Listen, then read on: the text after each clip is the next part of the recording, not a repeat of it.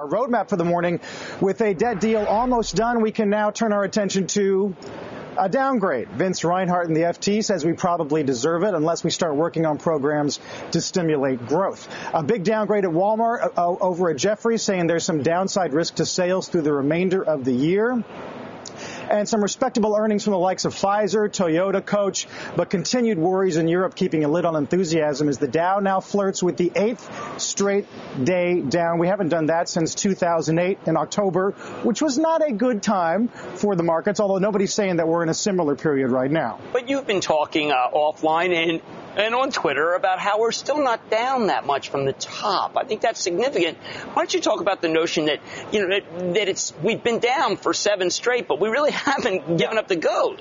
Given everything we've been through on the full faith and credit of the United States, supposedly at risk, what are we down? 5% from the highs of the year? Right. Now, see, what that tells me is this. There's still a bid underneath for gold, which is very worrisome. We still have interest rates coming down, which is very worrisome.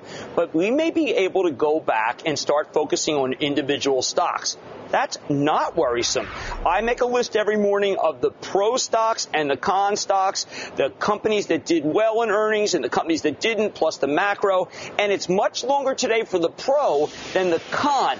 Why is that significant? Because if you can get out of the morass of worrying about Washington, you are going to come back and realize that the earnings are still better. Not a cliche. It's a reality. You make the point that maybe we get to a stage here where stocks stop trading as a block. Right. Where they're either all up or all down, and it's game on for stock picking once again. Right. Now, there are sectors like, because I always want to caveat it, because I know what people at home are saying, which is, hey, the futures are down. Yes, the defense stocks, because they really did get hit.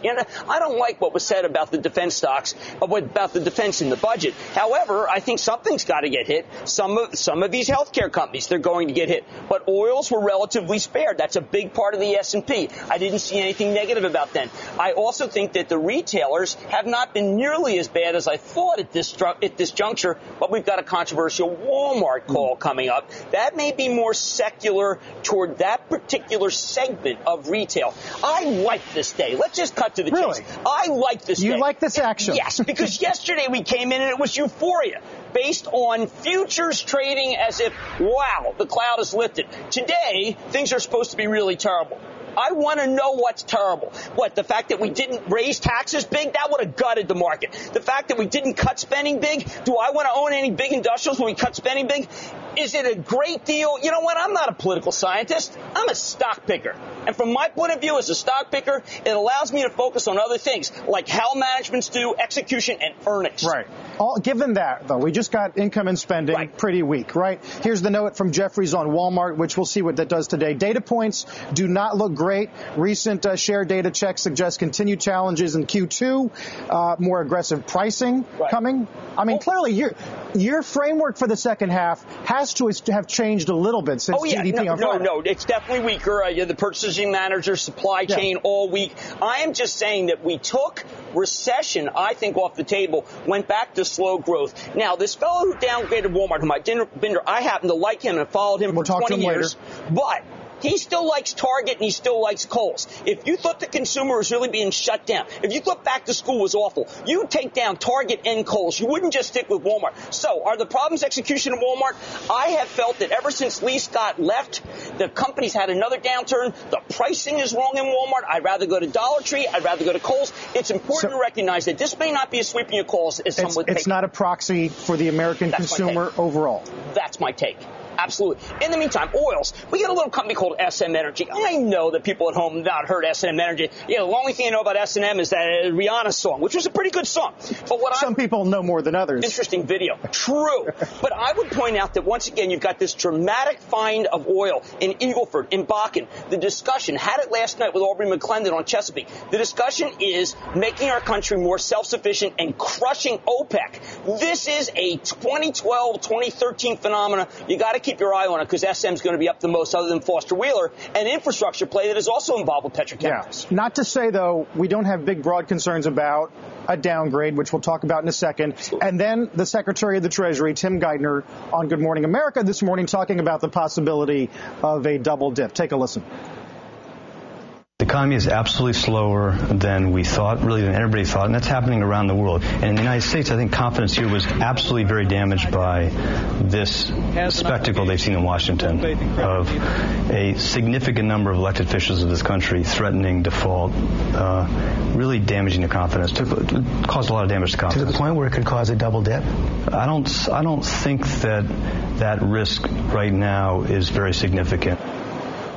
How can you be so sure? I like them. Here's how I think you can be so sure. Because Washington, if taken off the radar screen, any degree of certainty is good for business. There were a lot of people, when you have Sally Smith from Buffalo Wild Wings saying she's worried about wings, we mentioned that yesterday, almost every executive that's come on Mad Money has said this Washington debate has slowed business. Well, if the Washington debate is over, how can I be as negative? Oh, man, it's so great to be negative now. Everybody feels it. Everybody wants to be bearish, and the second half could be weaker. You know what? When it's baked in like that, I suddenly think, wait a second, Starbucks reported a good quarter last week. Maybe we look at that. I see you got Coach on your screen right now. Hey, listen, Coach should be horrible, right? But what is Lou Frankfurt talking about? He's talking about the possibility of China being good. Should Coach be up today? No. I mean, it's a high flyer. He bought back a lot of stock. He is shrinking the float. It's not necessarily where I want to be. But when the smoke clears, I come back to the idea that things are not falling off a cliff, even as everybody yesterday wanted to jump, thought they could go from cliff to cliff. My take is this. When everyone is this negative and we're down 8, can we be down for 8 straight days given the fact that things aren't that horrible? I don't want to take that bet. I think that we're okay. Okay meaning we're not at some sort of curious precipice like a lot of people think we are. Right.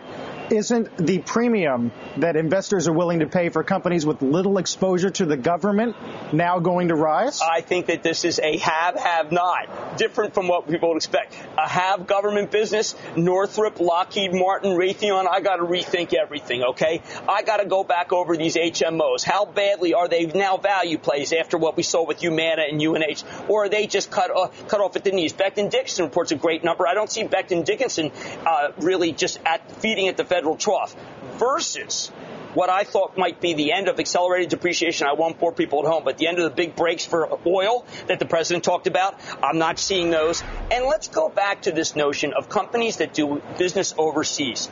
They are still strong. I think Parker Hannifin could be the tail of the tape. There, I'm not quite sure how it's going to do. Emerson's been down for 10 straight points. They reported a so-so number. Let's keep an eye on Emerson. If it breaks down again, then I do think that people are going to be going back to that Geithner question and saying, is he too glib and is he too optimistic? Yeah. Here's talking about the threat of debt, the long-term debt over the country. Paul Ryan on Squawk this morning talking about what he called a right turn on fiscal discipline in this country. Here's what he said earlier this morning on Squawk.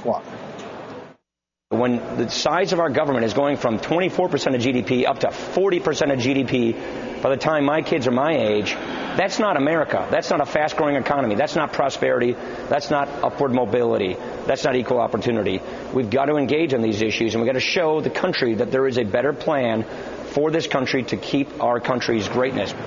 So there's that point of view. And then there's Joe Nocera in the Times today who says America's real crisis is not a debt crisis. It's an employment crisis. Yet this agreement, the debt deal, Joe's view, not only doesn't address unemployment, it's guaranteed to make it worse. And you got all these debates about whether or not you're the numerator or the denominator. Is growth the best way to work your way out of the debt hole? One of the things that I happen to like Congressman Paul Ryan, terrific guy, really trying to be the so-called conscience of Congress. But this is not the time for this belt tightening, because you'll never get what Nocera wants, which is jobs, if you belt tighten. Look, I come back to the idea that, no, I don't like the stalemate. I didn't like the gridlock. The sausage making was hideous if there was sausage made at all. But I come back to this notion that I didn't want to see dramatic cuts and I didn't want to see dramatic tax increases. Suddenly now I have to expect that there was going to be a lot of job creation.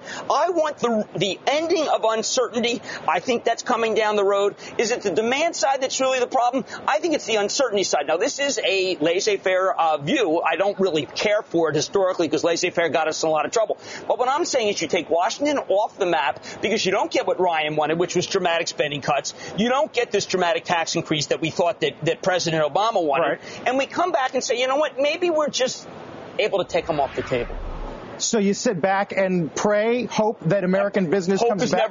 Hope is never strategy. Hope is never strategy. But I think I have PPG on tonight, okay? This is Chuck Bunch. He's out of Pittsburgh, all right? Let's talk about what he's saying. He's saying, look, if I just have a chance to be able to do my job, be able to make paint, be able to build my coatings business overseas, to be able to play the return of Japan, to be able to deal with Asia, China going from 10% down to 9.5%, I will make a lot of money. I will return a lot of money to shareholders. I can even boost my dividend. And you know what? That's nirvana for a guy like me, because what that says is there's hope. Against it, you've got Parker Hannifin looking down. I focus on these individual stocks more as metaphors, Carl. I think that when you look at the individual stocks, what it says is, you know what? Not all is bad. Yes, all is bad for banking. We're going to have a later interview with Mary Thompson.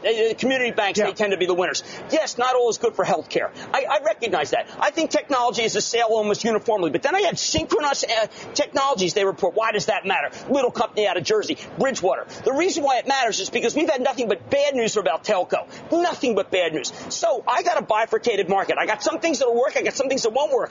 That, to me, is what we need at home. But don't you think at some point there needs to be a platform for growth from either party?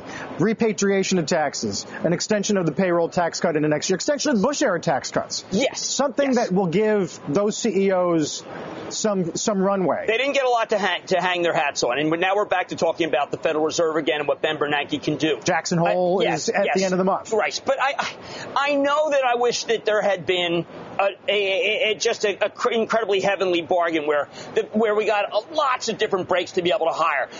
We need to see repatriation. Tim Geithner, I wish he had talked about that on Good Morning America. That would have given us a little hope. And I think hope does matter in terms of confidence. But, Carl, I don't want people at home to think, holy cow, this was the worst deal ever.